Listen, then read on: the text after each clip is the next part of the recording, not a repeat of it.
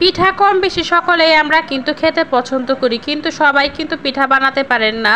আসসালামু আলাইকুম। আজকে আমি একসাথে কয়েকটি পিঠার ডিজাইন আপনাদের সাথে শেয়ার করছি। প্রথমে 3টি লেচি কেটে নিয়েছি, তারপর এরকম করে সাজিয়ে চাকুর সাহায্যে চারপাশে কেটে নিচ্ছি। আপনারা দেখতেই পাচ্ছেন আমি কিভাবে এই পিঠার ডিজাইনগুলো করছি। এইভাবে কিন্তু খুব সহজেই আপনারা অল্প সময়ের মধ্যে এই পিঠার ডিজাইনগুলো করে ফেলতে পারবেন। এগুলো করতে কিন্তু তেমন সময় লাগে না। দেখেন আমি সুন্দর করে ফোল্ড করে চাপ দিয়ে ধরে বাঁকা করে একটা করে কিন্তু শেপ করে নিচ্ছি পাতার শেপে। তাকে ঝটপট কিন্তু সুন্দর এই পিঠাটা বানানো হয়েই গেল।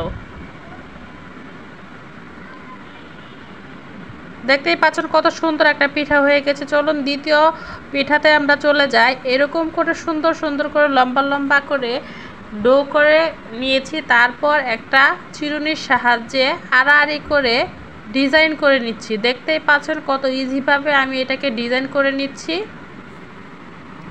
এখন এটাকে আমি চাপ দিয়ে একত্র করে দিচ্ছি মাঝখানে।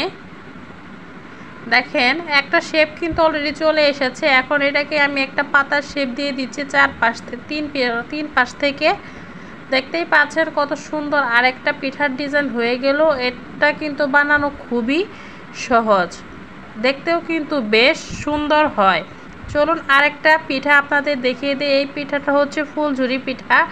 এটা যে কেউ একেবারে যে কোনোদিন পিঠা নাও বানিয়েছে সেও কিন্তু খুবই অল্প সময়ের মধ্যে বানিয়ে ফেলতে পারবে এই ফুলঝুরি পিঠা। আমি এরকম করে লম্বা লম্বা করে দুই পাশ থেকে ফোল্ড করে চাকুর সাহায্যে কেটে নিচ্ছি।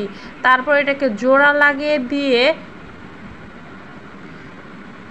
ফোল্ড করে নিলেই কিন্তু এই পিঠাটা হয়ে যাবে। কোনো বাড়তি ঝামেলা বা কষ্ট কিন্তু এই পিঠা বানাতে হয় না। দেখতে পাচ্ছেন আমি কিভাবে ফোল্ড করে নিচ্ছি।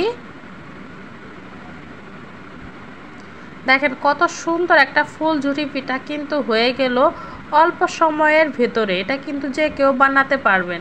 চলুন আরেকটা পিঠার ডিজাইন আপনাদের শেয়ার করি। এটা যে কোনো একটা পুর ভরে কিন্তু এই পিঠাটা বানিয়ে ফেলতে পারবেন। দুইটা লেচির মাঝখানে পুরটা ভরে সুন্দর করে এইভাবে ট্যাপ ট্যাপ করে ফোল্ড করে নিলাম। এখন চাকুর সাহায্যে এটাকে কেটে নিচ্ছি।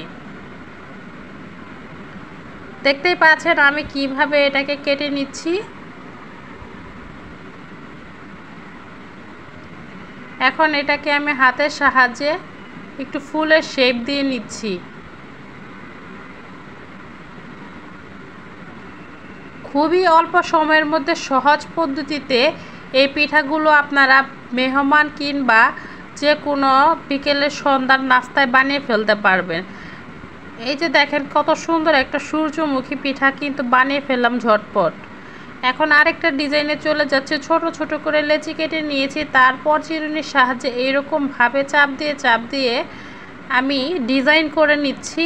এক পাশে চাপ দিয়ে ডিজাইন করে নিচ্ছি। দেখতেই পাচ্ছেন কিভাবে আমি এটাকে নিচ্ছি। এখন ফোল্ড করে এটাকে ঘুরিয়ে একটা করে পাপড়ির শেপ দিয়ে নিচ্ছি।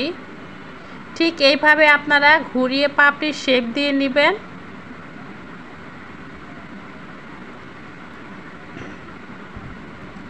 এক এক করে কিন্তু আমি সবগুলো পাপড়ি বানিয়ে ফেলেছি। এখন এটাকে জোড়া লাগিয়ে দিব। এটা কিন্তু হাত দিয়ে চেপে জোড়া লাগিয়ে দিয়েছি। দেখেন কত সুন্দর হয়েছে ডিজাইনটা। ভালো লাগলে অবশ্যই ভিডিওটি লাইক, কমেন্ট, শেয়ার করে পাশে থাকবেন।